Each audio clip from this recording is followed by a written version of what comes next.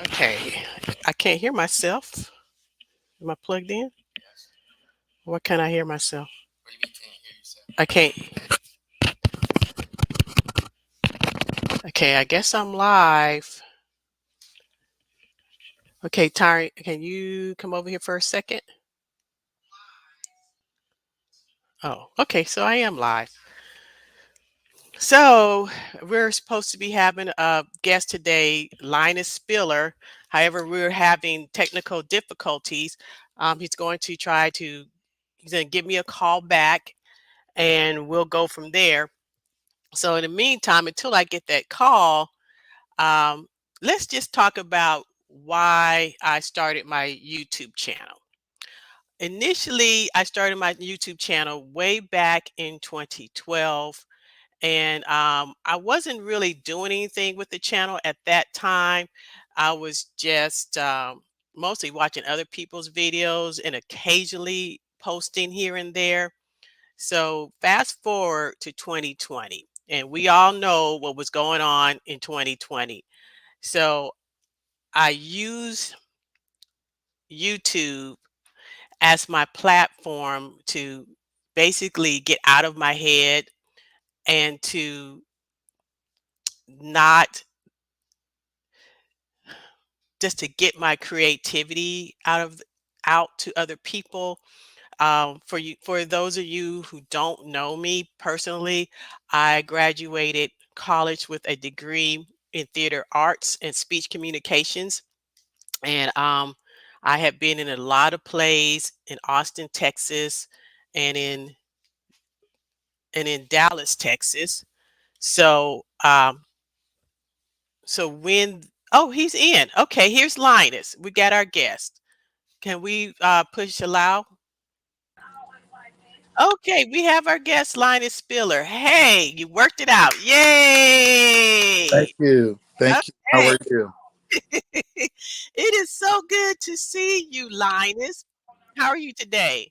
I'm doing fine. Bright sunny day here in Dallas. Warm and getting ready for this wintry mix that we're supposedly getting mid week. So enjoying it while I Okay. can. Okay. Linus and I have been knowing each other since when did we meet? Oh my God. We're not gonna date ourselves, but I'm gonna say, and remembering the year, I'm just gonna do fingers. 30 years. Oh my God! 30. Wait, did I get it right? I don't know. I know it's been a long Yeah, time. it's been a long two one. Yeah, 30 years. 30 years. Oh my God, we're old. No, remember we started when we were children. Remember? Right. I met Linus right out of college. I was telling the people before you came in that I had graduated with a degree in theater arts. Hmm. And I moved to Dallas. And how did we meet, Linus?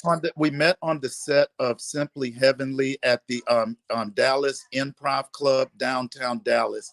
Under Akeem Babatunde. It was a production that he did. That's when I met you, Liz, and a bunch of people that those friendships have remained to this very day. Well, I don't I thought we met at Dallas Children's Theater. No, no, we met at the Improv Club downtown Dallas, and it was Langston Hughes, Simply Heavenly, and both of us had two. We had speaking lines, but you played two characters, and I also played two characters. It wasn't a lot Wow. of lines, but we got in it. Oh my God. See, I don't even remember that. I just You're old. You're getting oh. old. Yeah, So Linus has done a lot of theater. yeah. He's directed, he's written plays, he has produced plays. Uh, and also, Linus has been in some films, one of which I was working on the set. And what were you an extra on that movie that we were working on? No, You had what was your? I remember you were a juror. Yeah, no, that was, yeah, I was I was a, it wasn't an extra, I don't know what she called it, but I had a speaking line. Yeah, yeah. Wait, Hey, the speaking line was guilty. yeah, see, he made, and he, let me tell you, he made the most of that part. Cause like, get it, Linus. I was actually working backstage, but Yeah. not backstage, but I was actually working as a assistant Yeah, with on that Dawn, with film. Dawn. Yeah, what, you remember her name? I don't even remember her name. Dawn McGee. Don McGee. So I was working as an assistant on that set that day. And Linus made the most out of that part because I still remember that. I was like, get it, Linus, get it. So up to now, we're coming forward now. What are you doing now? I work in education. I have been in education since 2005. I started at one of the for-profit colleges where and I was actually teaching, Hmm. co-teaching, because with those colleges, you don't have to be credentialed to teach. So I was teaching what was called an externship course. We had four different programs: criminal justice, business administration. Um, I can't remember the other one, and then medical and medical assisting, and then medical insurance billing and coding. So those Hmm. were our primary ones. So what I did was um, taught the students how to transition from the classroom into the real world and a real job, and located. We called them internships. You know, the average person will call them internships. We called them externships Hmm. because they're exiting the college and going into the market, the real world. So I taught there, and I realized then that I did not like teaching and that I would be better in a support role, and actually remained in that all the way up until now. I've been a service learning and civic engagement coordinator, which was kind of closely related to the externship coordinator.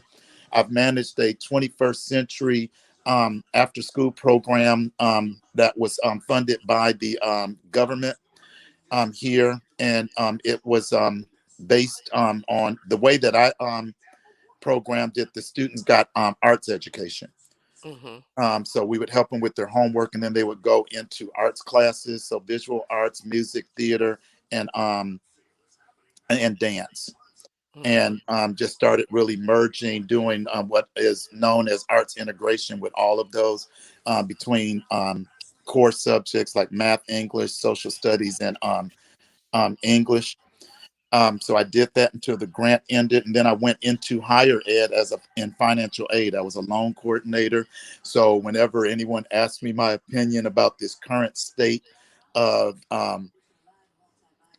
of affairs for student loans right now, I do have a very distinct opinion on that, which is, and I can share, the government should not be in the business of student loans, because what is happening right now is it's crippling the economy. You don't have students who can leave college and get jobs that are consistent with the degrees that they're getting. They're at home, but they are still saddled with all of this student loan debt. And it's a drain on the economy. It really Hmm. is. I know because I still owe loans, and I've been in college. I've been out of college for a while, Hmm. full time. Um, After leaving that, I went back into the for profit world, um, which was a good mark for me. But then the school closed a year later, similar issues.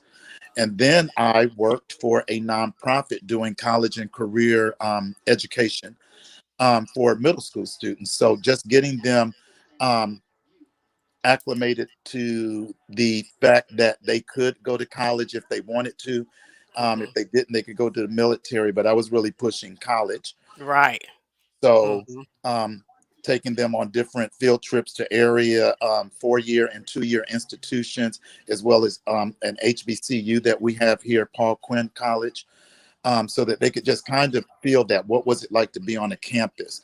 If they had big events like the Black College Expo, made sure that my kids went there because then they're able to speak and talk to recruiters from all over the country. Mhm. And normally that event was held at Paul Quinn as well. So just a lot of exposure type situations. And it was a good thing.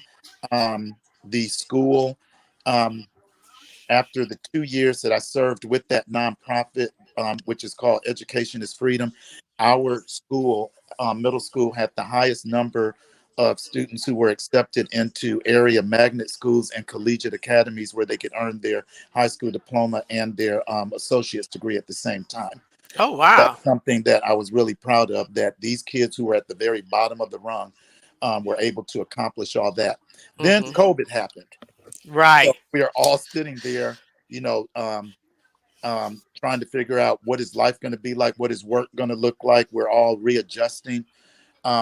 And then I found myself back teaching as a substitute. And that's a very interesting situation. And I'll just leave it at that.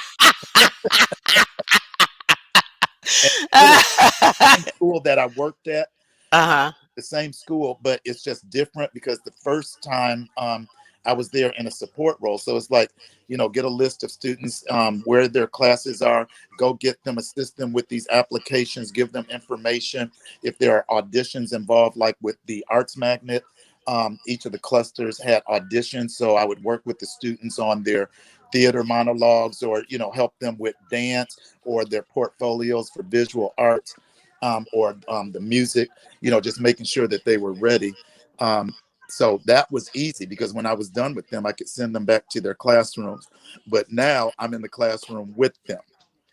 So I I do understand the face of teacher burnout. I understand Mhm. what drives it. And I don't think that it's really just the pandemic. School is a lot different now in the 21st century than it was when we were growing Mhm. up and going to school. Um, for me, I look at education as a triad between school district and the institution that puts it together, meaning the board of directors and superintendent, the child, and the parent, and then the school itself. So it's a Mhm. triad. And Right, because there has to be involvement mhm, on the part of parents, yes, and so in your district, how involved are the parents with the kids' education? the parents are as involved as they can be. Mhm. Um, and there are some of them, I think, issue is they don't know how to engage. Mhm. They feel that, well, I don't know everything that I'm supposed to know, and we have all these people that have degrees and they're educated, so I don't really know how to be an advocate for my parent, I mean for my Mhm. child. Child. They Uh-huh. are concerned, but often they don't know what to do, how to be the best advocate for their child. For me, with my son in particular, it was easy because my mother was, when I was growing up, was the PTA president, and Mhm. then went and became a two-term school board member. So, education ran in our family. So I learned from that model how to engage, the powers that be, so to speak, for my son who had a learning disability. Mhm. So it was easy for me because I had that model. But a lot of modern day or contemporary parents, they don't have that, so they don't do it, or they don't know how to do it. I think Mhm. another issue is we have parents that are really young parents, and it's Mhm. been a cycle for a couple of what I call mini generations, because I look at generation like every 10, 15 years that Mhm. didn't, they were having children very young, and they didn't know how to parent appropriately or effectively. I don't want to say appropriately because that's a judgment. Effectively, and Mhm. then those kids have children, and it's just a cycle. Mhm. So Mhm. you have a cycle So of, so let's go back to your son. How is he doing? You said that he had a learning disability. yeah, it was a slight form of dyslexia. Uh-huh. Yeah, and he was reading at a really when he moved here, um, reading at a very low grade level. Um, and what I did again as a parent, had to go through the whole R thing, which is annual review and dismissal, or Mhm. 504 as they call it, there to map out with the school how we wanted to address it. They had internal tutoring. I had also secured a private tutor that lived literally not even 3-minute drive from the house, who was a professor at the University of North Texas, who taught um, new teachers or those that were entering the field how to teach reading to their Mhm. students. So she tutored Andrew every week. And Mhm. then he came home, he had reading exercises here. Um, um, his entire high school experience was the only time that I have subscribed to our local daily, consistently, the old throw the newspaper and it hits your porch or is close to it. And that Mhm. was his assignment, to read the paper. And he didn't want to do that. And I said, okay, we have to find something here you like. What do you like? He was an athlete. He liked sports. So I said, start with the sports section. And Mhm. then he transitioned into politics. What is what is happening metro, Mhm. locally, and it kind of expanded. So with me again, um, it was eye opening but beautiful to watch him go through that. And he eventually got accepted to Texas Tech. He was able to overcome the, um, Yes. the learning disability. Mhm. Um, and he's married, 3 children, and just doing well. And I'm a happy grandfather. Oh, okay. So you got some grandkids too, huh? I have 7. Three What? of them are his. 3 of them are his. The other one are from the other 4, my stepson, and then I have 2 great grandsons through the stepson. Wow. Yeah. Wow. And that is just such a wonderful story of somebody who just persevered and just kept going Mhm. despite challenges. So I Mhm. really like that story that you just told. Yeah. That was just Thank, wonderful. thank you. Now jump into something totally different, Mm. still in the education. Okay. Um, what do you think about what's it called? Critical Critical race. race. CRT. Yes, so I know they're fighting that a lot especially in Texas. They are fighting that. So, what do you think about that? Yeah, we've had a number. I want to say the last tally in North Texas is we've had 17 superintendents that have resigned, that have announced their resignation, including Dallas ISD and Fort Worth ISD. Mhm. Um, South Lake ISD, the same. Um, we it The issue is much to do about nothing, because Mhm. as has been stated, CRT is something, pardon me, that is taught at the collegiate level, normally through sociology or history, subjects, Mhm. that sort of thing, psychology at some points. So it's not anything that's even taught there. I think what we have, and it's a direct backlash to, or after effect to the previous administration's effort Mhm. to divide us, and just find some wedge issue to whip people into a frenzy and make Mhm. them afraid. You can't even remotely equate CRT with social studies curriculum that the Texas Education Agency has there. You're just teaching what is there. And even that curriculum is, I don't want to say flawed, it's not as robust as it could be, Mhm. but it gives them enough to do what they need to do on standardized testing.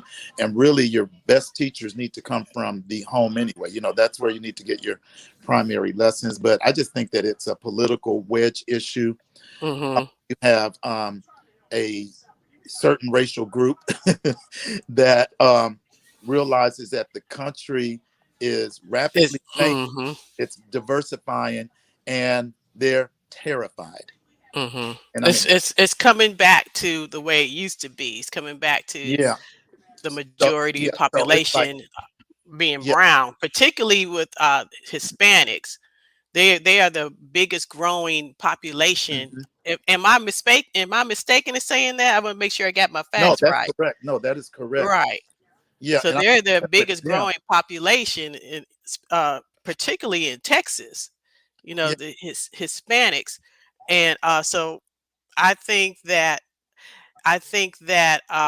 that is striking fear in what it used to be or what is Hmm. perceived as the dominant population. Hmm. Yeah, and then you see like little efforts. I was watching the news the other day and saw efforts to remove all references to race Mm, from textbooks. Um, Martin Luther King's name was listed.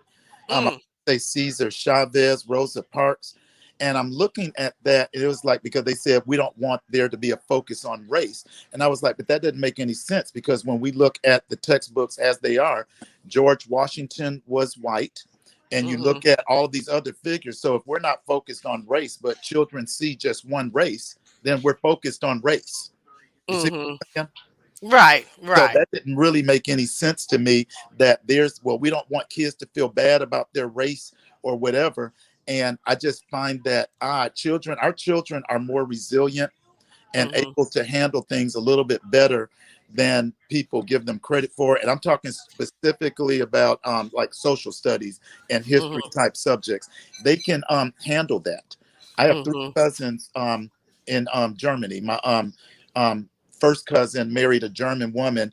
His boys, between they all speak 4 to 5 different languages, but mm-hmm, they grew up in the shadow of what happened, the atrocity that happened there with Hitler and the Jews. And mm-hmm. they didn't sugarcoat it. So they know what is not supposed to happen anymore. And Exactly. Because yeah, if you don't teach the past, you're going to repeat the you're going to past. read it. Yeah. Right. So I look at them and they're so well mannered, they're so intelligent, and they're very passionate about that. They're scared of the United States. They come and visit every once in a while, like they were just here 4 months ago, Mm-hmm, but always happy to get back to Germany, mm-hmm. because for them, it's very scary for them to be here, because they're no longer German You're when black. they're black when they step Yeah. off the soil. You step off the plane, you're black. I lived in Germany for 6 years. My dad was military. Well, you know that. My Hmm. dad was military, and we lived there for 6 years. And there is a difference. Hmm. There definitely is a difference. So I understand that. And coming back to that statement, Hmm. let's talk about Africa. Okay. And when I'm saying that, it's like how she tying that is how the way I'm tying that in is when you are in Africa, you are just black. Hmm. But here, I mean, you're just another, you're just another person, because everybody homogenous societies, you're just Yeah. another person. So I haven't been yet, but I really would like to go. So in particularly Ghana, I know a lot of Americans are actually moving to Ghana. They had like the Hmm. year of return. I don't know if you know about Oh that. yeah, yeah, yeah, Yeah. yeah, yeah. Yeah, you of Yeah, well, course. no, no. My best friend is Ghanaian. Well, she's Uh-huh. half Ghanaian, half black, Mhm. or African American, or American black, Mhm. whatever you want to call it. Her father was a diplomat from Ghana to the United States, so Mhm. she had the best of both worlds, and she's gonna move back when she retires. She's moving back. Mhm. Yeah, she's going to move back, but it is different. I'm not sure if I want to visit, but chances are I will. Mhm. I just did a ancestry or African ancestry matrix Mhm. test to see Mhm. where my mother's line falls, just to kind of see what tribe I come from. I know that I'm 96% African, Mhm. and then 4% other things, including 1% Scottish, um, 1% Indigenous or Native American, and then 1% something else. Mhm. But it's going to be the primary is Nigeria Right. and Cameroon. Okay. So can do you feel can black Americans can we call ourselves African American? I don't believe so, but that's just Explain that. I call us black with African ancestry, Mhm. but we integrated into this culture, and even like, and this is something my best friend shared. She said, no, you all are black Americans, and when you Mhm. come over to Africa, they don't see you all like you all are with open arms wearing kente, and think that that's what it is. She It's said not. most of you can't even point back to your tribe. She said, when I go Mhm. to Ghana, I know my tribe. I know the customs that are there. So she said, you're black with African ancestry, Mhm. but you were culturized to be Americans. You're American. Right. Uh-huh. And that's what, and I believe the same thing. Mhm. Mhm. I was thinking, I was wondering about that because I had a friend who came from the UK, but he grew up in Nigeria, and I remember I took him to South Dallas to a friend of mine who plays African drums, Hmm. and he had a whole bunch of African stuff throughout his house. And my friend was like, "Why does he have all this stuff in his house? He is not African. He is not African." And I said, "Well," and my friend was like, "I'm not." He said, "Well, I'm African American." He said, "No, no, no, no, no. You are not. You are not African. You cannot say you are African. I am African." And he said, "You are American. You born in America. You are American." And so my friend was kind of upset behind that, but I got both sides, and he uh, he actually was born in the Caribbean and immigrated to America. Okay. So I think that also upset him because he came from the Caribbean to America, and so he really felt like I can call myself African American. Yeah. So I don't know. That's just something. That's internal debate because like there are some people that'll say that we're all Africans Mhm. throughout the global diaspora, Mhm. which is, and with that, I have no problem with that. Mhm. But for us, like, and I'll get this all the time, like, let's say I'm in a 7-Eleven, and the African clerks, when I first started going to one that they just built, they said, okay, where are you from? And I was Uh-huh. like, and I said, what do you mean? Where are you from? And what country? I said, Flint, Michigan. And then they they'll start laughing and they go, no, no, no. I mean, like, really, where are you from? I said, well, I said, I was born an American. Um, Mhm. and, and then I go into the ancestry thing that I'm 96% African and the Mhm. breakdown. And then they go, okay, yeah, we thought you was one of us because you look like, I was like, yeah, but no, I'm from Flint, Michigan. I'm a Flint. Mhm. So, Mhm. so So how did you get from Flint, Michigan to Texas? Explain school, that. school to Okay. attend University of Texas at Arlington. Mhm. Yep, I was trying to get into the University of Michigan where my sister graduated. Didn't want to go to Michigan State. Got accepted to a couple of other schools up there, like Central Michigan University, and another one. But I didn't want to go there when I was rejected because my grades were not the best from the good one. So I applied to UT Austin and Mhm. didn't get there. And then my sister was attending UTA and Mhm. said, well, this is the number two school in the system, so apply here. So I applied and got in, and 3 months after, well, not even 3 months after high school graduation, I was here, and I have been here since. Mhm.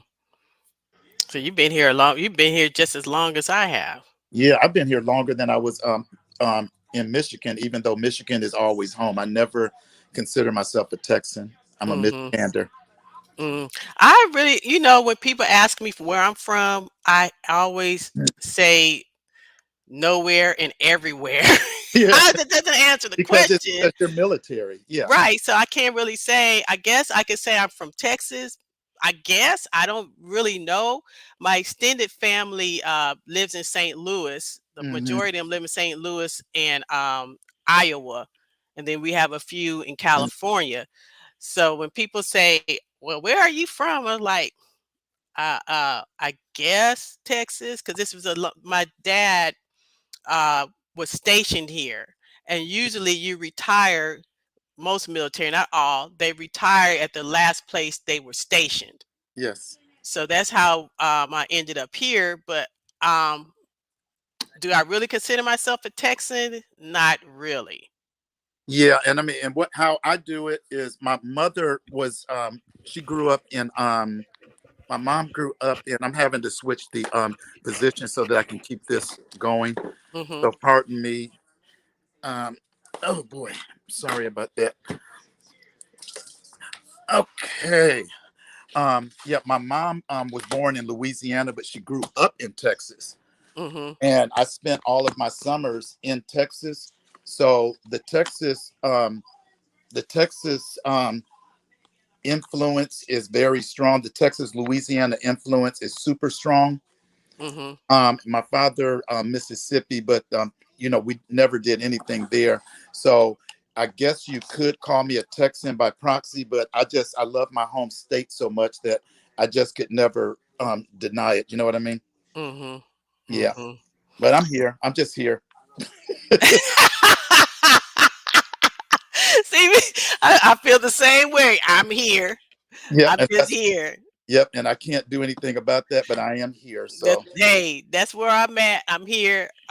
We were living out in California and moved back 2016, but that was something that I felt was necessary because my parents are elderly, uh-huh. so I felt like I need to move back for them. But it was it a good decision for me personally? No, not really. For Yeah, yeah. no, but it's like you sacrifice to help your family, basically. Because I was like, "Yay, I'm out." Well, you can't say that around here too loud because then they get real upset, like you just offended. So, but I I always, mean, I mean, I'm not against Texas per se, but you cannot be out in the summertime here because you're gonna burn up like a piece of bacon. You know, you're gonna be fried because it's like 105 in August. And I remember in August when I was in the Bay Area, I was in living in San Jose, but we had jackets on in August at night, yeah, and you can just be out.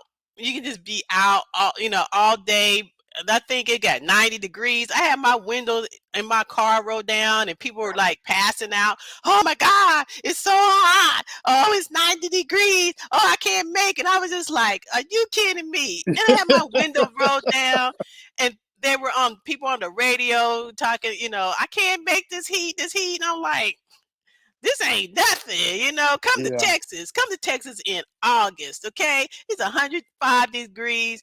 You out there at midnight. You got sweat running down your back. It's like, oh, hell to the no. You guys like, oh, it's 90 degrees. I can't make it. I mean, for real, for real. So, yeah. And or or if you go out to run an errand and then you come back and you have to take a long nap because the sun has tapped you out. yeah, People because don't understand. It is yeah, just people don't get that. So, I mean, like it's cheaper to live here, than California, yeah. particularly where we were living in Silicon Valley, which was, we were paying $2,700 a month for a Hmm. small two-bedroom apartment, and then they had the nerve to say they were going to go up because we had a view of the mountains. Yeah. So we left that uh, place and moved to another place, which was cheaper. So I mean, there's pros and cons with Hmm. both places. Your money is gonna go a lot longer. It's gonna go away longer ways than in California. True. Yeah, which is why you have the mass exodus of Hmm. Californians that are coming to, well, Texas is like the destination of choice Hmm. right now because Particularly where I am in Austin, because all the tech is here. yeah. So, I mean, Elon Musk is here, uh, Origin. There's a lot of tech companies here, but we're going to be getting out of here. We're going to be moving back up your way soon. Oh, So, but, and then there's another thing, Austin versus Dallas. I like Austin because there's a lot of outdoor stuff to do here. Mhm. There's a lot of lakes Mhm. here and music festivals going on all the time. Like, Yeah. not so much now because what's going down, but before all this, there was like a lot of music festivals going on here and a lot of free stuff. You get a lot of free stuff here. Mhm. And overall, I like the people because they talk to you. Mhm. I go to I don't we don't have HEB in HEB in Dallas, but people will talk to you here. When you go to Dallas, you talk to people, it's like they turn their eyes to they don't they avert their eyes so they don't have to talk to you. You know what I'm saying? It's like, Yeah. I you prefer know, Austin, but Austin's pollen situation, I can't do it. yes. It's so heavy, and I have asthma, seasonal asthma, Me too. and allergies. So Austin, everything that you stated about it is definitely true, but I Mhm. just can't live there. But then Dallas, you are definitely right.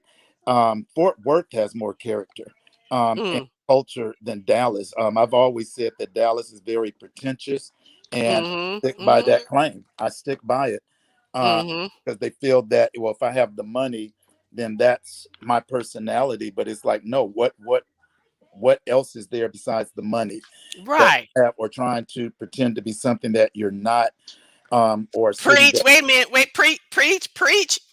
that or a city that closes between 10 and 11, because I mean, like, literally, and I'm going to use the area that I'm in, Northwest, um, Mhm. where you have places like fast food places like chicken, um, Mhm. church's chicken, that will close at 9 o'clock on Mm. a Friday and a Saturday. And I'm like, really? You would think that that's when you're going to get the majority of your Of your traffic. business, right? Yeah. So this city, I mean, it's something that I spoke about when I ran for city council on 3 different occasions, that this city really needs to get some culture. And they claim that they want to be like the New York City of the South, but you're not Mhm. going to get it No. with the Puritan ways that you have, or the constant need to basically police everybody. There's enough room in this city for everybody to function and do whatever they need to do and have a good time, and it be cultural, artistic, whatever it is. There's enough here, but we just have a group of people that continue to run the city, and it's for personal gain, and Mhm. there's nothing there. Because I mean, like, Mhm. if I wanted nice stuff, I could move out to Frisco, Allen. I don't have to be in Dallas. And like, Allen has its own performing arts center that it shares Mhm. with Frisco. Right now, Right. everything comes. So you literally, and then businesses are relocating there.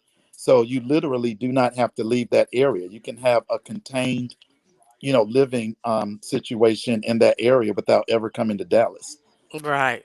And I found when I was living there, particularly in the arts, Hmm. it's very cliquish. Yeah, and It's some like, and people it's get hard, upset. Yeah. and it was really hard to navigate between all of it because I did everything. I did acting, I did dance, I did poetry, I did film.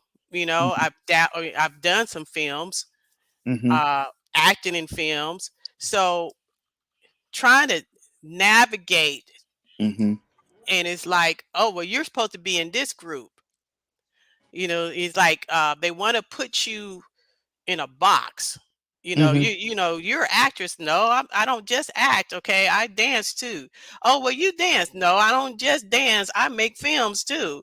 And I think that's the problem that I ran into Yeah. when I lived there. Just everybody being so cliquish, and then also it's like people not sharing information with Hmm. each other. Like I Yeah. if I knew there was an audition and I knew I wasn't gonna go out to the with for the role, I would just tell other people.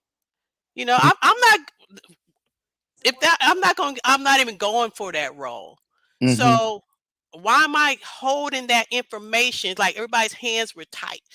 Why am I holding that information and keeping that information to myself when I know damn well I'm not gonna don't even plan on going out for that role. Yeah. You have been the only person that really ever helped me in Dallas. I'm gonna be frank with that. There are a lot of people that say that about me, but then Hmm. I feel the same way that you do. No one's helped me. Nobody's helped So me. that, yeah, well, no, I take that. I know I take, but well, no, I have to retract that.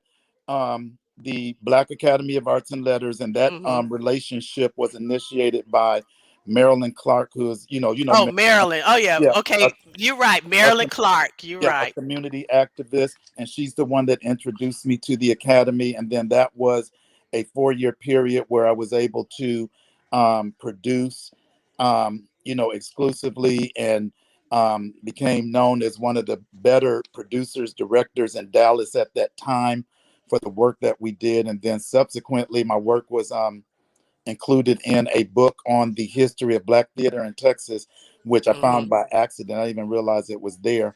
So yeah, I have to take that back. Yeah, you know what? I gotta retract that too, because Marilyn Clark.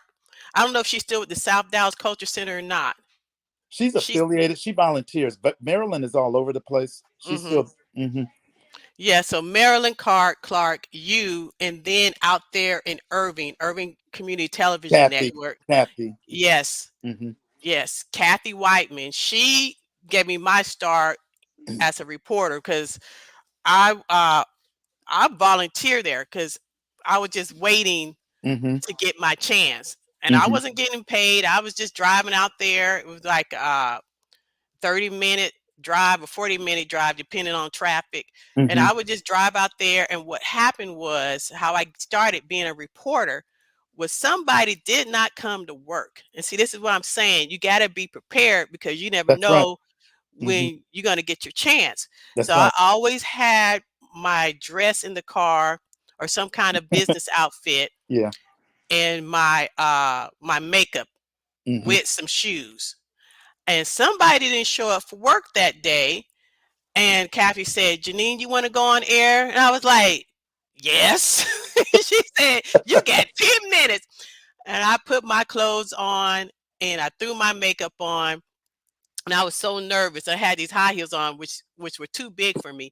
So here I'm running, trying to get into the studio, and I just fell. I just fell face first on the floor, and I popped back up. I was like, nobody saw it. No, nothing to see here, nothing to see here. And I was looking around, and I just ran, and I sat in the chair next to her.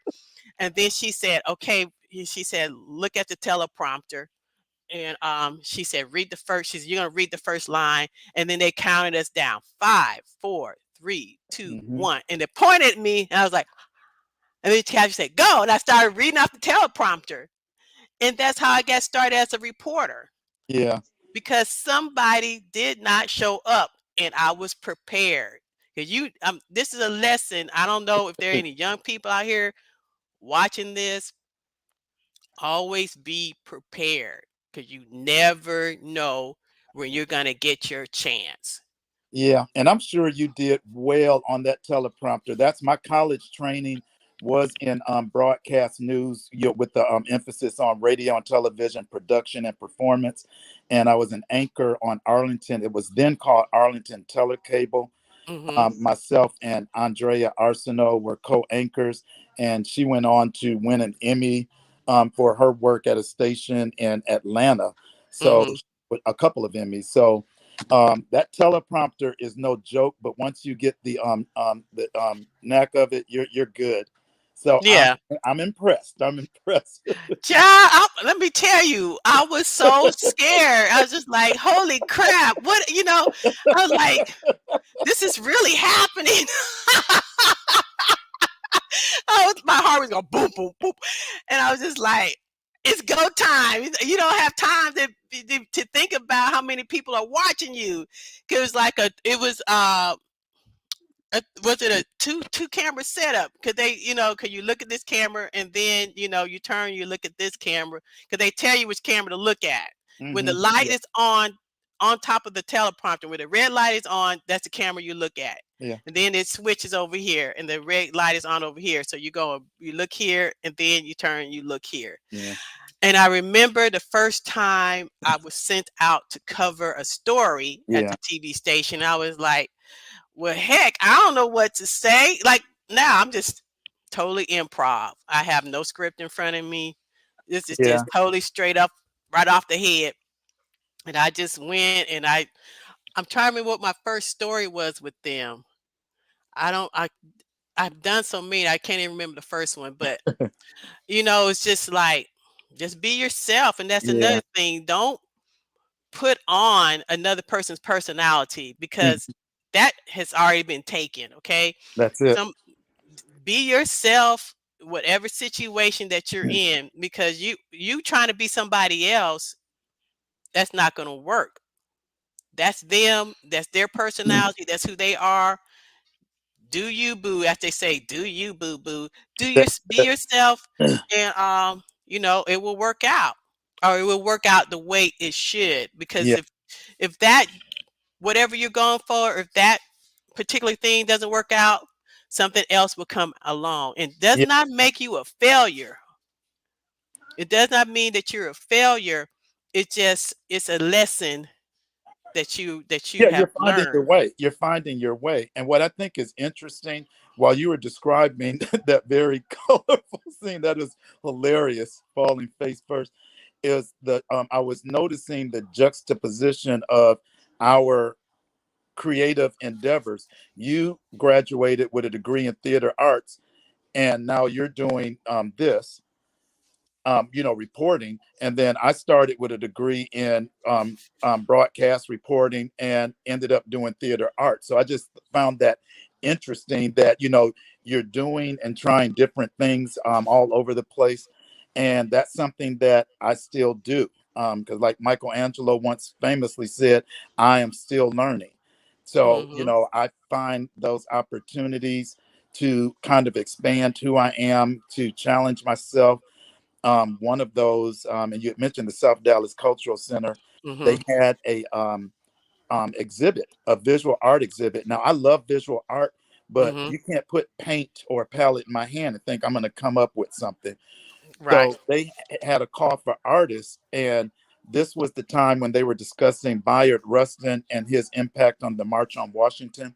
So I said, let me do a pencil drawing on Bayard Rustin. So I looked up some pictures of him, found the one that I wanted. It was a really good profile, and went and bought all of these expensive charcoal pencils, and I did a sketch, and they actually accepted me into this exhibit.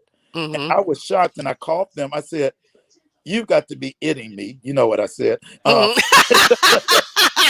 And they said no, and they said, it's actually very good. Mhm. Just kept at it, you could probably do something with this because you have a really good eye for detail. And I was like, wow. So I went there, and when I saw my name there under my little pencil drawing, I was like, yay, I did it. I've never done it again. I've never done it again. So, but I But tried though. That was yeah, the you tried. That's the main thing. And then Is now I'm teaching art students. And so I'm able to look at different things and tell them, okay, I like the lines in that, but Mhm. why don't you look at, so it, all of it feeds our life experiences. They all feed Right. to each other. Mhm. So, that was one. And I didn't realize that it would ultimately be used at a middle school in an art class. And But that's and see, it's all related, yeah, yeah, because a lot of people tell me, "Oh, you just jump around. You do one thing for 1 minute and then you jump to something else and you never finish." Blah blah blah. But what they fail to realize is that it's all related. Everything that all I have done up to this point has always been related, whether it's uh, acting, whether it's directing, whether it's mhm, writing. I'm writing a science fiction novel. Still waiting to hear back from the people that I sent it out to for them to read, so I can do my second draft. Still yeah, haven't heard back from them yet, but everything is related. And what bothers me is that, well, you have to be your own cheerleader, first of oh, all. absolutely, absolutely. So I need to not worry so much as what somebody else is saying about me and taking that in and making it, Mhm, because that will poison you creatively and that's right. emotionally. So, but when people are looking at you from the outside Mhm. and they're judging you and judging um, who you are, judging your personality, and not really understanding you, Mhm. particularly if it's somebody that's close to you, it's very hurtful. Mhm. But I have to look within myself and say it's okay. Mhm. Doesn't it's an opinion. It's just that person's opinion, but That's it. Hmm. doesn't mean that it's me. Hmm. It And that's just something that I've had to absorb as an artist, mhm because, like you had mentioned, clicky, how clicky. clickish or Mhm cliquish. And I don't know if that has something to do with the fact that a number of these folks went to Arts Magnet here, or they went to Griner, whatever, but mhm it's just this little thing. So there's a certain way that they produce theater. I didn't have formal theater training. I mhm served as an apprentice under a number of outstanding producers slash directors, and mhm absorbed them like a sponge for eight right. years before I started my theater company. And then by then, based on techniques that they use, I Mhm looked at the elements that I liked, and I put all of those elements that came from all of them together, and that became my signature voice. mhm Like one thing which somebody said, "Oh, you don't ever do that." If it, especially for dramas, if there is a scene that I really want to pull the audience into, rather than the characters just remaining on stage, I'll have my characters leave Go that out to the stage, audience. go Yes. into the Yeah, audience, and break that wall, break and that break the fourth wall. wall, and just that's involving the audience. That's to me, that's great. Yeah, because I did one. It was the show was big butt girls, hard headed women, and it opened with no, it was, and this woman, she used to teach dance and Mhm. fitness to women in a correctional facility. Mm.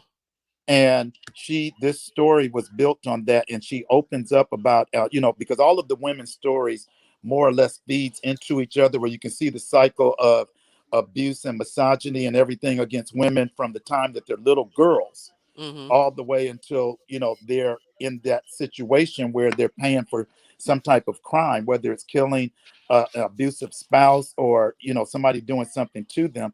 Well, her play opened with a little girl, doing the little girl thing, with the Mhm. clap clap, dun, dun, all of this with her friend, and a neighborhood boy who's a teenager sees her and becomes interested, and he ends up raping her.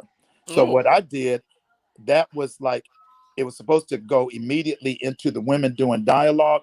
I Mhm. looked at that, and I said, I want to bring in a male character, and I want to reenact that, and I want it down on the floor where the audience is there. So we have the Right. girl down there, he's there, and then I said, but we're going to cut to black. We're start just cut to black when he drops his pants, and Mhm. his naked behind is in the audience's face. Wow, That was one Linus. of and the girl screaming, that we received such great reviews for that play, and how raw and biting and authentic it was, and the fact that the play's run was happening while the Mary Kay National Convention was Oh happening yeah. next door. Mhm. So I like to do, my art is very edgy, and it's not Mhm. like this. I've got to rehearse my lines, do all of this stuff to put it together. My mentors shared with me how to put together a story, how to craft a story, how to do a narrative. You don't need a whole lot of stuff. Like, you'll go to these traveling plays, and they have all these big elaborate sets. Mhm. Nobody can act. Well, I'm not gonna say nobody can act. That's mean. But they haven't been trained. Mhm. Um, and or they're former R&B singers, or there's something, and Stage everybody, plays. yeah, and everybody pays a lot of money to see Right. these former stars and see Mhm. what they're doing. And it's like, you've wasted all of that money when you can tell a compelling story Mhm. just by telling that story. I So understand what you're saying, but they're trying to pull in the general public. I mean, the I'm who? they're trying to pull in more of a Oh, the trying to general public. I'll say, I'm yeah, sorry. you see what I'm saying? Yeah. Uh, cause I remember when Tyler Perry first came out, I could not stand Tyler And Perry. I loved Tyler Perry. And I couldn't stand him because I felt like that was some chitlin circuit stuff. You know what I'm saying? I was like, I was used to what's that brother that died? That did the piano and August Wilson. August Wilson, yeah. You know, because that's what I studied in college. You know, I studied a lot of August Wilson, Lorraine Hansberry, Raisin in the Sun. So I was like, what kind of, you know what I'm saying? I was like, What's this is not, interesting? I was like, this is not for me. I was like, this isn't theater. You know, this isn't uh, Raisin in the Sun. What kind of beep, beep, beep, beep, you know, what kind of S is this? You know, that's how I was, because that's But what I here's studied. the thing. When I produced my first play, before Hmm. it hits home, that's when Tyler he had a revival of the play that you heard the story about him living out of his car and all of that Hmm. stuff, Hmm. and then it came to Dallas. So that play was happening in the main stage, and mine was in the Cabaret Theater. Hmm. um, and the producer, or the not producer, I'm sorry, the promoter wanted to make sure all the seats were filled. So they said, "Hey, we need everybody in your cast, all the production staff, everybody to just go in there so that we can give the appearance that it's a full house and all of this." Hmm. And I was like, "Damn, I don't want to go see this." You know, I didn't because that type of theater didn't appeal to me. But when Right. in and I saw what he did, I Hmm. became an instant fan. It wasn't so much the Medea caricature, because like as a theater person, I know that it's make believe, Hmm. and men have been doing female roles and women have been doing male roles since eternity. So Since Shakespeare's time. yeah, that's Hmm. not a big issue with me. But what I loved about his thing was that he imparted old school values that I grew Hmm. up with all throughout the play. And I was Hmm. like, I have never heard anything like this. And I became an instant fan. And so I patronized his stuff, most of his TV shows. I don't do all his TV shows. And then the few movies that he's done, I've enjoyed. And his business acumen and how he's, everything that he's done business wise Hmm. has been nothing short than miraculous. Yeah, the He man has his own studio. studio, Yep. So and I put him in a different category than the hmm. rest of these pop-ups, because I've seen like two today, um, with some advertising somewhere. They hit my email or whatever, Hmm. and I looked and I was like, okay, here's another one. Okay, here's Hmm. another one. And okay, there's the B-list actor or C-list actor. There's the former R&B or hip hop star. Hmm. There's the video girl. There, and it's like, ugh, but Tyler does it very well. So I've got to give him credit for Hmm. Giving his props. give him his props. But the rest of the Right. stuff is very chitliny. Yeah. My mouth is all open.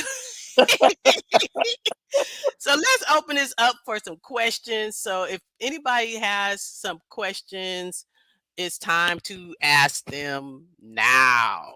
Let's see, because it's a little bit behind. The feed is a little bit behind. So let's see. Anybody have any questions? Okay. Hold on, Linus. Oh no, you're fine. I'm sitting up here. Okay. Just some general comments. Yeah. Miss Key Kitchen, she says, "Hey Janine." She's one of my YouTubers. Okay. She does cooking. She does a lot of cooking, so you check her out. And Can you then cook? Can you really, really cook, Miss Key? And I know she's looking at me going, "Excuse me, I cook too. We need to get together and cook." of course, my cousin Deidre out of California. Okay. She says, Hi, D. yeah, she says, "Thanks for sharing live." Mm-hmm. And she also says, networking helps get your name active in those other circles. And she Except for Dallas. that's for child. Uh and then she says, keep mentioning your contacts. Name dropping can be helpful. Yeah. Okay, and then Deidre just said hello, Linus, and of course she says hello back. Yes. Let's Hi. see anything else. Okay, well, I guess we're going to go ahead and close down. And Thank Oh, what are you doing creatively right now? What are Oh, you doing now? okay. I've been commissioned by the city of Dallas through two grants. One is to do writing workshops for young, well, middle school to high school students, and then I also have a. I was commissioned to do a play festival during the month of June. So we're working on that right now, and that's going outside of me. But well, that's local. But I've also submitted a play that has been featured in two festivals here in Dallas to the Samuel French off Broadway new play competition in New York. They're selecting 30 plays. And I said, well, since I got selected for two festivals here with it, and they don't have a problem with it having been previously produced, let's just like kind of keep the fingers crossed, prayer hands, the whole thing that I'll get accepted to that. And then I've also accepted I've also submitted a a play, and it's one of two plays that I've never produced. Everything that I've written, and I've written a lot, has always been produced, but this is one of two that that has never been produced. So I submitted it to a production company in Hollywood. And the guy who's over this production company, I've reviewed one of his plays. He's an excellent writer. He has a real good eye for drama. He's worked with Octavia Spencer, Mhm. the Oscar winner. So I said, let's see how this goes. So I went in, did some rewrites, changed that up. And then he also had a short film portion for this. And there was a short film that I've been sitting on and sitting on. I've been really leery about letting my creative work go out because I had a situation with work of mine appearing on That's So Raven. And Mm. it's one of the Ooh. popular shows, and I Mhm. never received no, I didn't receive credit for it. I did not Right. receive compensation. And even when it was all said and done, I didn't want compensation. I just wanted a credit. The company that did it was sued, and they some little stuff that doesn't even really matter to a writer. So since that incident of sitting in Mhm. front of my TV watching my work Mhm. there, I Right. super leery. But then I just kind of took a leap of faith this time. I said, this might be the chance for this, or the time for this particular short to get out there, because if I do win, I do get to meet with Hollywood executives for Mhm. producer consideration. So we'll see. So that's I have those four things happening right now. Okay, so Deidre just said, "Do you think hosting a live mic event will help you get your name recognized in Dallas?" It depends. Liz Michael has a live mic, but Liz is a staple in the Dallas arts community.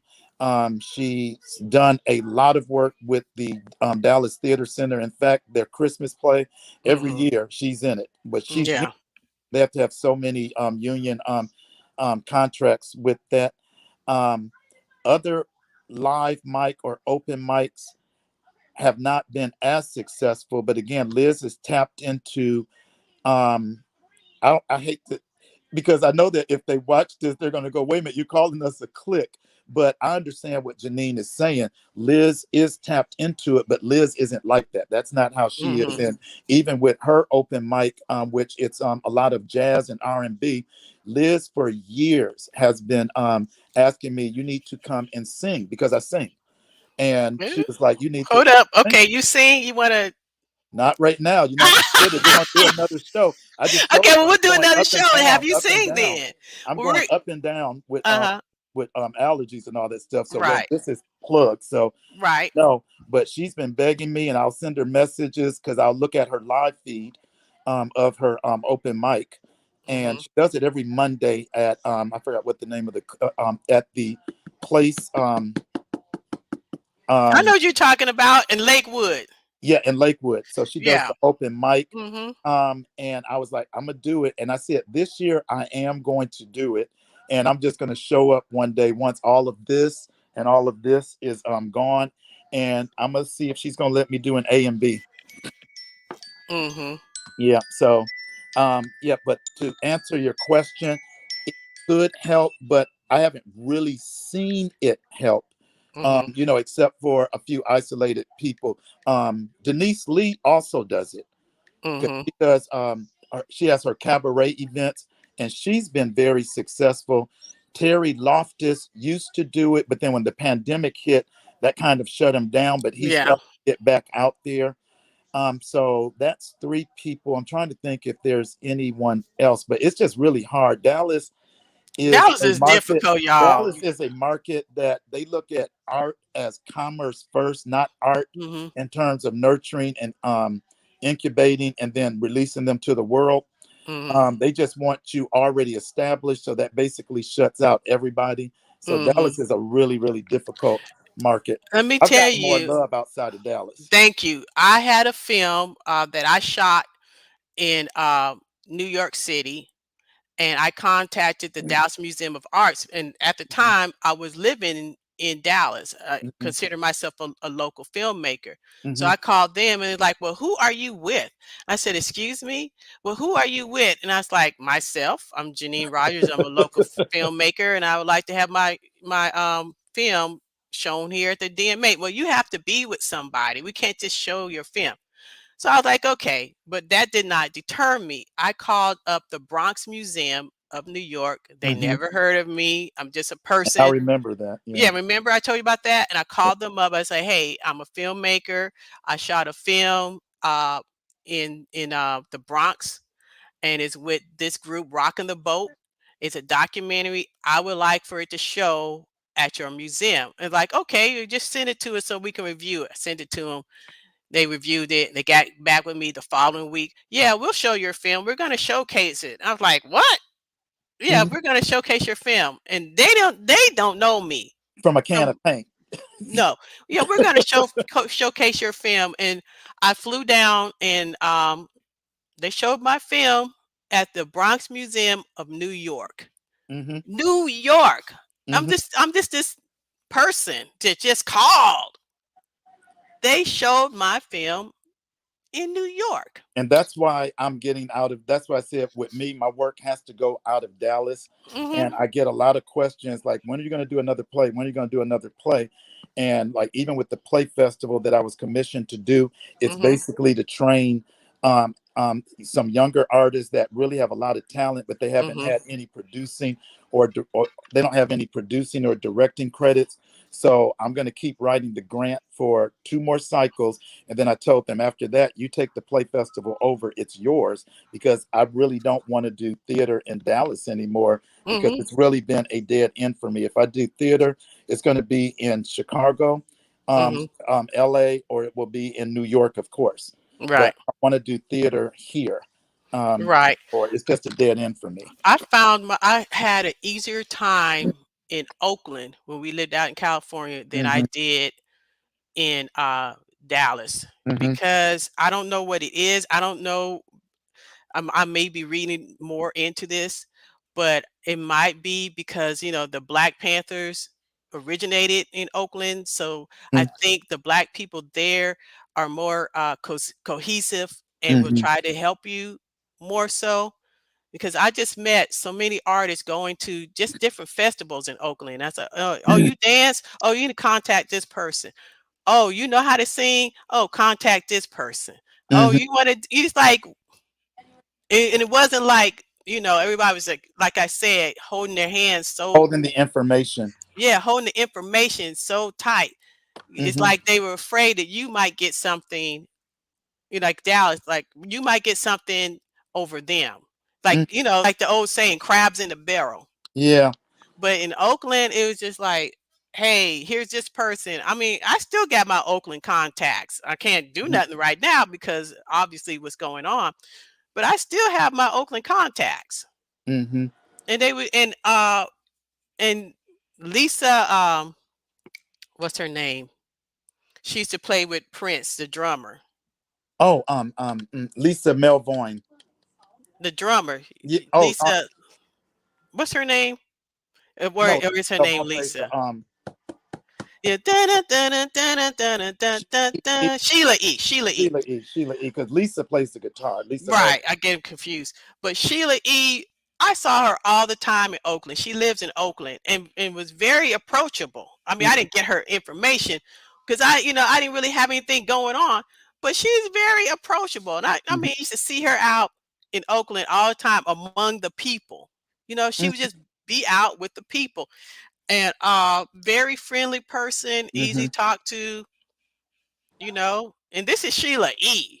Okay, Yeah, so but that's just it's just I don't know what it is about Dallas, and that's why I said with me, it's just it's a sour point for me. I'm for for the sake of my business partner, we're going to actually get tax exempt status of 501(c)(3) for the theater company. mhm. So we're working on that now, but that's so that she can run it because I've even been adamant I'm going to be so far in the background that she don't forget that I'm there because I really don't want to do it. But she's associated with the name of the company, which is Griot Mhm. Productions or Storytelling Productions. So it's like you can do it. I have full faith in your abilities, but I know that I've got to move to the bigger pond called television and film with all of these cable networks and Mhm. writing opportunities and stuff to showcase your work. I don't want to um, do that. I want to kind of reinvent myself with a new group of actors that are serious about it. They don't Mhm. necessarily all have to be black. I want to tell black stories, but Mhm. I want to challenge myself from a literary standpoint and just kind of rebirth. I need to rebirth, and I can't do it here in Mhm. Dallas. So Limiting. yes, I'm actively looking at that. And I think it'll be a little bit easier once I get my actor's equity card and my SAG card this year. Mhm. It's going to be a Right. lot.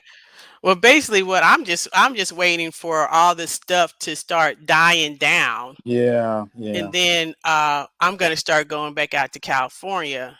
I'm gonna start going back out to Oakland Mm-hmm, and possibly seeing my wonderful cousin Deidre in LA, in the LA area. mm-hmm, She's dynamic. She helped me when I came out to California my first time to pitch a film. mm-hmm, I mean, I didn't get it, but she took me to actually go pitch my film, and I was scared. And what's his name? Spike Lee was in that building, Oh, and really? Okay. yeah, Okay. I didn't talk to Spike Lee. They suggested that I go talk to Spike Lee, but I was like, I can't talk to Spike Lee. But I mean, she took me around, and she's really cool. She was also a reporter for a while. Now she's doing her own thing, making it happen. Entrepreneur rock. I'm doing entre I'm trying to say. Entrepreneur. There you go. She's doing she's doing her thing. She's doing her own thing. So hopefully, and she's reading my book. She's trying to help me out with that book. So it's good to have family or friends outside of this state that Yeah. will back you up, that will help you. So Yeah. I'm yeah, so I'm just waiting for all this to kind of just start going down so I can, make my way back out to California and do some stuff out there. So Mm-hmm. that's my hold up. And see, I'm trying to go to Atlanta because once I get everything established, the goal is to set my production company up in Georgia Oh because yeah. of the tax breaks. But Mhm. then and then I've got resources there, direct resources that can connect me with money. Mhm. But right now, when you're like I said, living day to day, my house will be paid off in a few months. Um, and you're looking at that stuff you can't really like dream. You can still dream, but Mhm. you can't really see those dreams actualize until you Mhm. take care of the stuff. But Right. I have all the paperwork and everything together. And once I get that there, I've got resources there. They know the type of work that I produce and what I'm wanting to do. And then a number of my actors are have relocated there. Mhm. So I said I'll start there and then pop off either to New York or to LA. Okay, now we're gonna talk about something stupid now. Oh, oh, Okay, we're oh, gonna play this game. oh Would Lord. you? Okay. Would you? Okay. Yeah, would you? Okay. Would you? Don't Okay. say date a white person. Nope.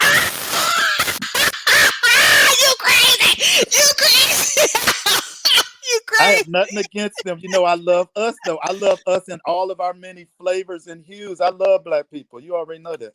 Okay. I So get don't you. throw that one. Don't say would. Okay, Don't do that okay, one. chocolate drop. Okay, chocolate drop. You crazy as hell.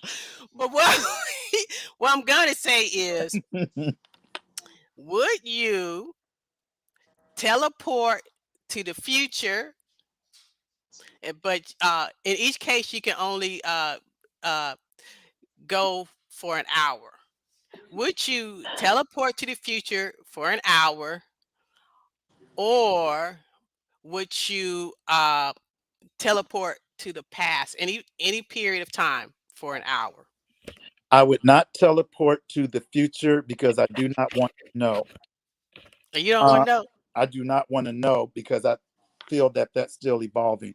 I would teleport to the past Mhm. for 1 hour, but I would have to be myself as I am so that I could speak to a guidance counselor that basically, and she didn't know what she was doing, and I've come to forgive her, but I Mhm.